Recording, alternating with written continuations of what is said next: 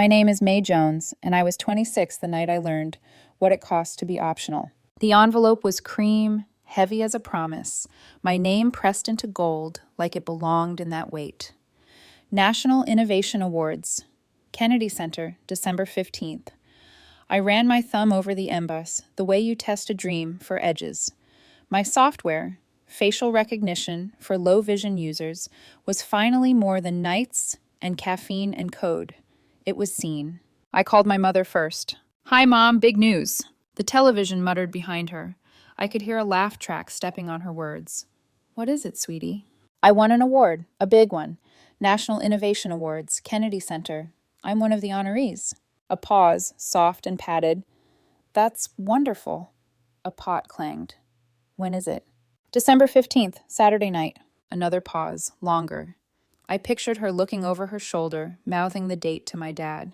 "That's Ethan's championship weekend," she said finally, like that was a fact at the center of the universe and all the planets must fall in line.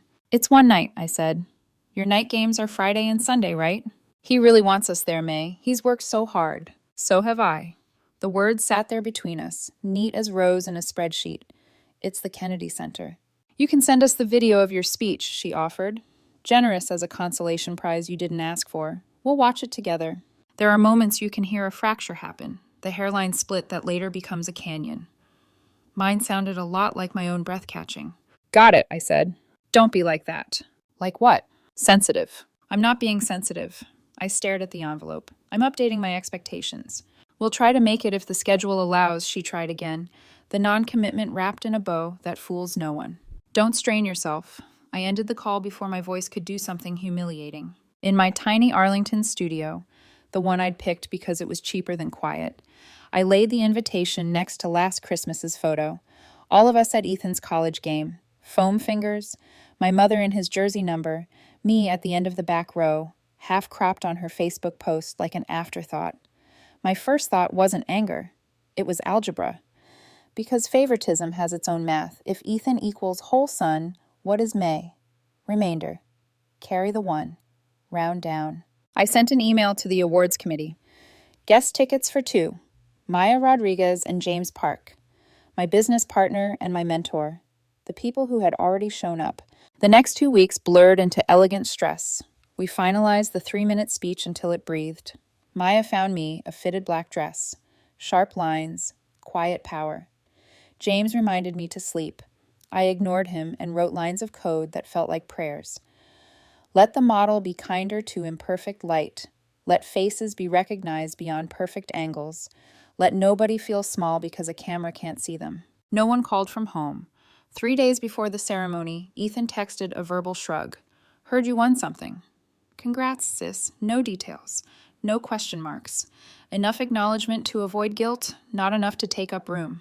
"Your parents coming?" Maya asked over dinner the night before. Her eyeliner said she meant business. Her eyes said she already knew. "No." "Work stuff?" "Championship bracket." "You're joking." James put down his glass. "I'm sorry, May." "It's fine," I lied, because I'd spent a lifetime training for this specific lie. The next afternoon, the Kennedy Center glowed like an answer. Velvet ropes, photographers, parents smoothing tuxedo shoulders, sisters crying into corsages. So much pride the air glittered with it. I checked my phone out of habit. Nothing. "You okay?" Maya whispered. "I'm good." My voice had the calm of a freshly wiped whiteboard. My category was 3rd. Software innovation. They played a video about Vision AI. Clips of low vision users smiling. A girl saying the app let her find her teacher's face in a crowd. A man admitting he felt less invisible at his own family gatherings. Then they said my name. I walked across the stage on legs I was suddenly aware of owning, shook the presenter's hand, and took the crystal award. It had weight. It said, "You're real." I looked out and found 2 people in the 3rd row, standing, clapping the loudest. Maya, James. Not my mother with her jersey, not my father with his foam finger. The people who had believed me into being. The speech was 3 minutes and 40 seconds because I am a criminal to time when I care. I spoke about access being a right and technology being a promise we keep or break. I spoke about dignity. I forgot to breathe and then remembered. When it was over, people stood up. My body did that floaty thing joy does when it doesn't have a landing place. The dinner after was opulent, the kind of ballroom where success gets reflected back at you by chandeliers. Everyone had families swarming their table like bees. I stood at the bar with a whiskey that burned exactly enough. My phone buzzed. Mom, how did it go? 4 words threaded with air. No, we're proud. No, we were wrong. Just a maintenance ping. Proof of life. A second buzz. Ethan. We won! A photo. The team with a trophy big as a toddler. In the background, my parents, ecstatic. My mother's mascara had surrendered. My father's arm was around his champion. I put my phone face down. Stop hiding, Maya said, materializing like an accomplice to a better life. A VC wants to talk. I'm networking internally. You're drinking alone. That too. I let her pull me toward possibility. I smiled for photos with strangers who believed. I said phrases like distribution roadmap and ethics baked into dataset curation, and we're not monetizing identity. We're protecting it. I felt something like fullness and something like vacuum, layered like cake. Back at the hotel, I showered until the steam felt like permission. I dried my hair, sat on the edge of the bed, and opened the family group chat. The last thread was Ethan's trophy photo. 17 responses, confetti gifts. So proud of you, champ. My Kennedy Center invitation from 2 weeks ago, crickets. I scrolled up, counting the ratios. Algebra again. If attention is currency, my balance with them had been overdrafted since childhood. I took a screenshot, not to send, to remember. I clicked the 3 dots at the top of the chat. Leave conversation? The question pulsed like a heartbeat. I thought about December 15th's math. They had a choice. They chose. Every calculation since I was a kid. The carpools to tournaments, the 8-hour drives to away games, the celebratory dinners with special menus for our star. It had always added up to the same answer. I was extra, add on, optional. Leaving wouldn't be anger. It would be accounting. I didn't press it. Not yet. I set the phone down and lay back on the cool white duvet, staring at the ceiling. I thought about the girl in the Vision AI video, recognizing her teacher's face. How recognition is more than sight. It's being seen. My phone buzzed against the nightstand, insistent. Another message I didn't owe a reply. I let it buzz. The sound faded, then stopped. In the dark, with the city humming like a distant audience, I practiced a new kind of breathing. Inhale, what I built. Exhale, what they refused to see. Inhale, the hands that clapped in row 3. Exhale, the hands that held a foam finger somewhere else. When sleep finally came, it was thin but clean, the kind you earn. In the morning, before coffee, before mascara, before the day could smudge my resolve, I picked up my phone. The chat still waited, 3 dots still offering an exit that sounded like a door closing gently instead of a slam. I pressed. The screen blinked, the thread disappeared. No announcement, no fireworks, just quiet. Clarity rarely makes noise, it simply removes it. When I left the family group chat, I didn't expect fireworks. I expected quiet, but silence has a way of echoing louder than noise ever could. It's been 4 months since the Kennedy Center. 4 months of peace that felt foreign at first, like a room too big after years of crowding. I didn't text, I didn't call, and no one from my family did either. That's the thing about boundaries. They expose who was only there for access. I buried myself in work. Vision AI's user base grew from hundreds to thousands.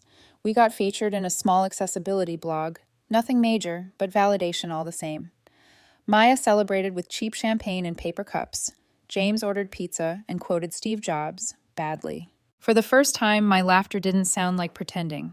Then one evening, after a 12-hour day of debugging, I found myself lingering over a text I wasn't supposed to send.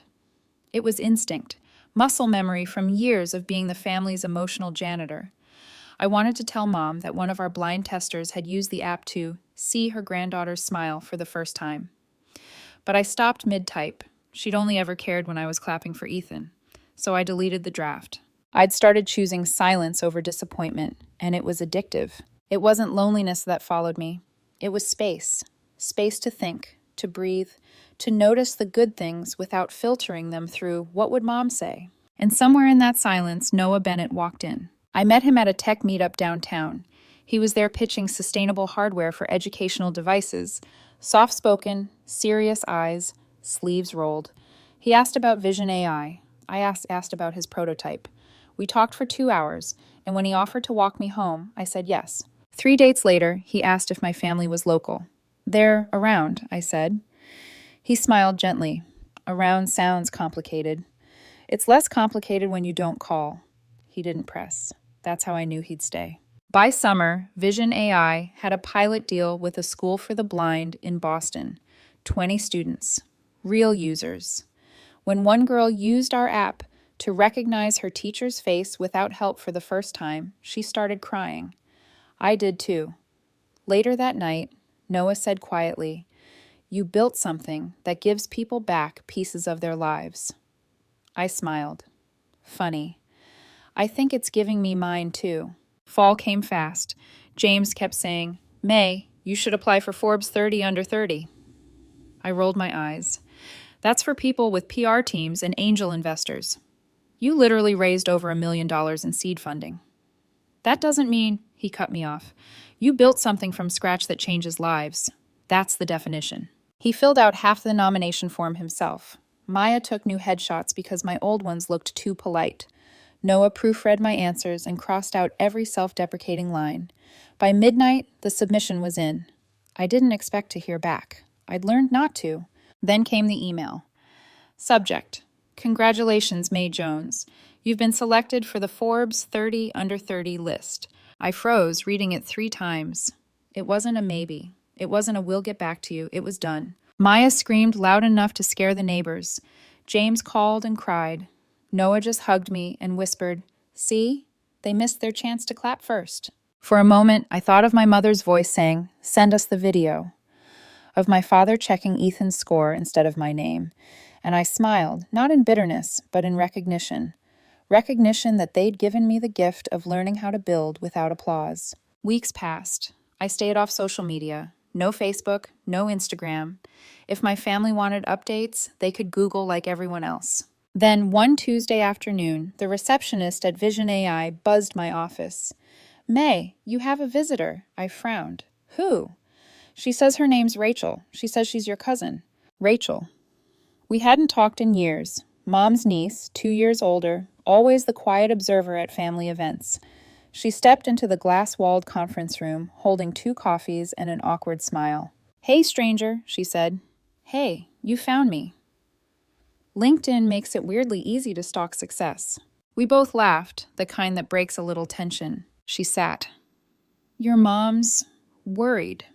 I raised an eyebrow. "She didn't seem worried when she skipped the Kennedy Center." Rachel sighed. "You know how she is. She thinks this whole no-contact thing is dramatic. Boundaries are only dramatic to people who benefit from you having none." Rachel's lips curved. "That sounds like something you'd tweet if you still had Twitter." I smiled. I deleted it. Less noise. For the next hour, we talked about growing up, about the way my mom had made Ethan's tournaments family holidays, and my achievements side notes. Rachel admitted, "I noticed. I just never said anything. I'm sorry for that." "Not your apology to make." "Still, you deserved more." Before leaving, she squeezed my hand. "I'm proud of you, May. For real." It caught me off guard. I hadn't realized how long it had been since someone in my family said those words without strings. That night, I opened my email again and reread the Forbes confirmation.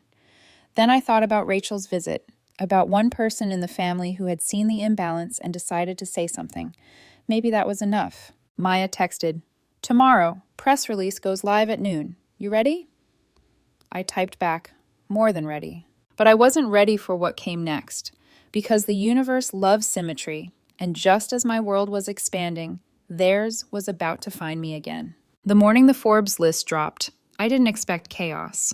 I expected maybe a few congratulations from colleagues, some LinkedIn messages, and a small internal celebration. Instead, I woke up to 100 notifications and my name in headlines. Forbes 30, under 30, May Jones, Vision AI founder, making accessibility tech mainstream. My inbox looked like fireworks, investors, journalists, college friends who suddenly remembered my number. For the first time in my life, I didn't feel invisible. Then my phone rang. Unknown number. I almost ignored it. Then curiosity won. "Hello? May, it's Rachel. You made the news." I smiled. You mean the article? I mean the storm. Your family saw it. May. They're losing their minds. My stomach dropped. What? Ethan was at the dentist. There was a Forbes magazine in the waiting room. He flipped through it and bam! Your face. He called your mom from the lobby, shouting. She called your dad. He called half the family. I've had 10 missed calls since breakfast. I couldn't help laughing. So that's how they found out. A dentist's waiting room. It's poetic, actually, Rachel said. They ignored your moment once, and now they have to find it in a pile of magazines. It was poetic and tragic and a little funny. By noon, my phone was a battlefield of unknown numbers. I didn't answer a single one. I already knew the script. We're proud of you, honey. Why didn't you tell us? You didn't have to freeze us out. It would all sound like affection until you noticed the timing. I told myself they had 14 months to care. They waited until Forbes told them to. That evening, Maya burst into my office with a grin.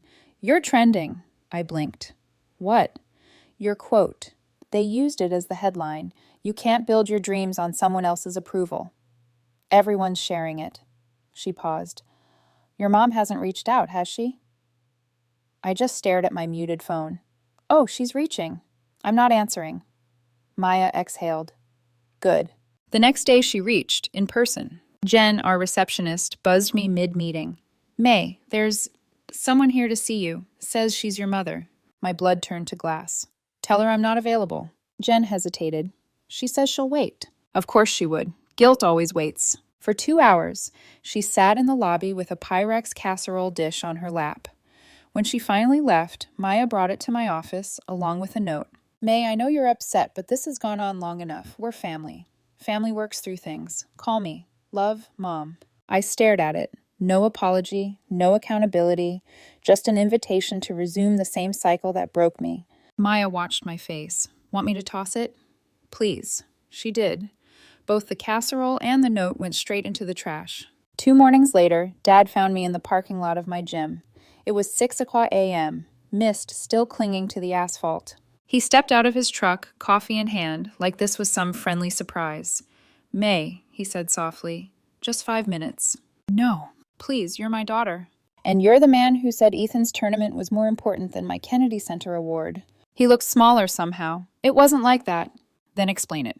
He opened his mouth, then closed it again. Ethan needed us. And I didn't? You're so independent, May. You always have been. We thought you didn't need...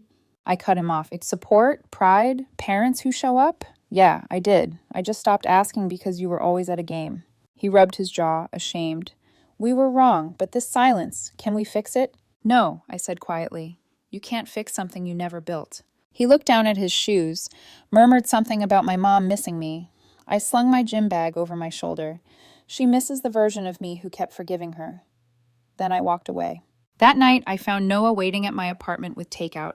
Rough day? He asked. Family ambush at sunrise. He set the food down, opened his arms. I let myself fold into him. After a while, he said, You don't owe them a redo. I know, it still hurts. Because you're human, he said. But boundaries don't mean hate. They mean hope for better. For you. I kissed him softly.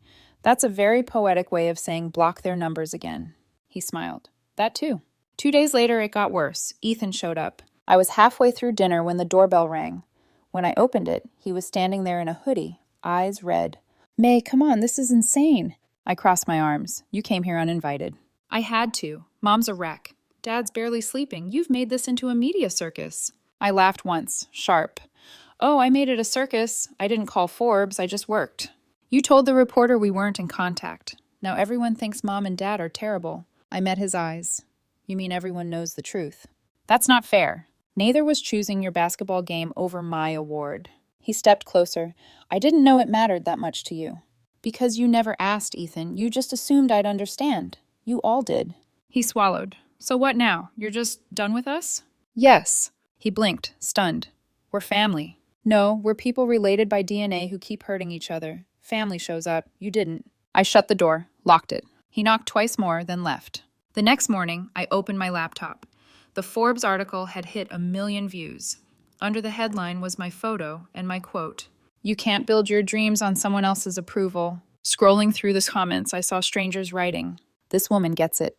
Parents who play favorites deserve the silence they get. Chosen family, blood family. And for once, I didn't cry, because for the first time, the world saw what I'd lived and believed me. But the real twist was still waiting, quietly, because when people realize they've lost access to your success, they don't give up. They rebrand their guilt as love and try to climb the walls of your peace. And my mother was already looking for the next ladder. 2 weeks later, the invitation landed in my inbox. You are cordially invited to the Forbes 30 Under 30 Summit and Gala, Boston, January 25, 27. Panels, networking, celebration dinner. +1 allowed. I didn't even hesitate. I invited Maya and James. They'd earned those seats more than anyone sharing my DNA ever had. When I told Noah, he just smiled. You're finally walking into a room that fits you. Maybe, I said, but I'm not sure I'm ready to see myself there. You will be, he promised. The summit felt like stepping inside a living heartbeat. 600 people under 30, all building, creating, defying odds. Our name badges glowed under the chandeliers. Vision AI printed beneath mine in sleek silver. For 3 days, I attended panels on innovation and ethics, told my story on stage about accessibility, met investors who actually listened. Each night, I walked past people taking selfies with proud parents, and for once, I didn't envy them. Because I had people who'd chosen to be there. Maya with her relentless loyalty, James with his steady faith, Noah with quiet support. On the gala night, I stood with the other honorees as flashes went off. When they announced Enterprise Technology, May Jones, I smiled for the cameras, knowing my parents would see it someday, not because I told them, but because I no longer needed to. Maya and James clapped from the third row. Noah caught my eye, raised his glass. For the first time, the applause didn't feel like a consolation prize. It felt earned. But life loves symmetry. A week after the gala, I got an email from my old high school principal. May, our students would be inspired if you'd speak at Career Day this March. We'd be honored to have you back. My high school, 10 minutes from my parents' house. The same halls where teachers told me to be more well-rounded instead of coding during lunch. The same gym where my family used to scream themselves hoarse for Ethan's games. I stared at the screen for a long minute. Then I typed one word, accept. The school's social media post went up a week later. Alumna May Jones, Forbes 30, Under 30 honoree and Vision AI founder, to speak at Career Day. Rachel texted me almost immediately. Your mom's freaking out. She tried to get tickets. The school said students only. Good, I replied. You sure you're ready for this? More than ready. March 15th. I drove to the school in my new car, a Tesla bought with my own money. The same parking spot where I'd once parked my beat-up Civic and carried Ethan's duffel bag to the bleachers. Inside, the building smelled the same, floor wax and old paper. The principal, older now, met me at the door. May, so great to have you back. Full house, 300 students, a few alumni asked to attend. Hope that's okay. Of course, I said, though I already knew what alumni meant. When I stepped onto the stage, the auditorium lights hit me like déjà vu. 300 faces watched from the dark, and in the very back row, almost hidden, Mom, Dad, and Ethan. They'd found a way in. Of course they had. I clicked the remote. The first slide appeared, a photo of me at 17, braces, messy bun, laptop open in the cafeteria. This was me, I said into the mic. Junior year, building my first app. It crashed every 10 minutes, but I was proud of it. A ripple of laughter. I showed it to a teacher once, I continued. He said, that's cute, May, but maybe you should try out for cheer. More laughter, nervous this time. Next slide, my Kennedy Center invitation. 6 years later, this was my next big project. I won a national award. Click, photo of empty auditorium seats. My family didn't come. Silence. You'll hear people say family is everything. Sometimes family is just who shows up. Sometimes it's who doesn't. I paused long enough to let the words find them in the back row. I learned that night that you can't build your dreams on someone else's approval. You have to build them anyway. I walked through slides showing Vision AI, our users, the first pilot in Boston, the Forbes article. But the message wasn't about success. It was about self-respect. For a long time, I thought recognition had to come from the people I loved most. Turns out, it just has to come from me. When the applause came, it wasn't thunderous. It was soft, sincere, like understanding. Afterward, I stood in the library, answering student questions. One asked if I forgave the people who didn't believe in me. I don't need to forgive them, I said. I just needed to outgrow needing them. When the crowd cleared, I saw them, my parents, standing near the exit. Mom's eyes red. "May," she said, voice trembling. "Can we talk?" "I'm working," I said quietly. "Students still have questions." "Just a few minutes, please. Parking lot." I nodded once. "When I'm done." 20 minutes later, I walked out to the parking lot. They stood by my car, Dad with his hands in his pockets, Mom clutching her purse like it held her courage, Ethan hovering behind them. "Nice car," Dad said weakly. "Bought it myself." Mom stepped forward. "May, we were wrong about the Kennedy Center, about everything." I stared at her. "Okay." Tears filled her eyes. "That's all you're going to say? What else is there?" "We want to fix this," Dad said. "Fix what?" I asked. 14 months of silence? The way you made me feel invisible for 26 years? You can't fix that. It happened. Ethan took a step closer. "You're my sister. That has to mean something." "It did," I said. "When I was younger, when I thought love meant proving myself. Now, it doesn't mean anything unless it's mutual." Mom reached for my arm. "Tell me what to do." "Anything. Please." I looked at her hand, then her face. "You can't do anything. Because the girl who needed you to show up doesn't exist anymore." She flinched. Dad looked away. "I'm not waiting for your approval," I said quietly. "I built a life without it." I opened my car door, the click of the handle loud in the silence. "Goodbye." As I drove off, they grew smaller in the mirror, 3 silhouettes framed by regret. For the first time, I didn't feel angry. I just felt done. That night, Noah called. "How was it?" "Good," I said. "Productive." "They showed up, didn't they?" "Yeah." "And?" I told him the truth. He was quiet for a moment. "How do you feel?" "Light," I said, and I meant it.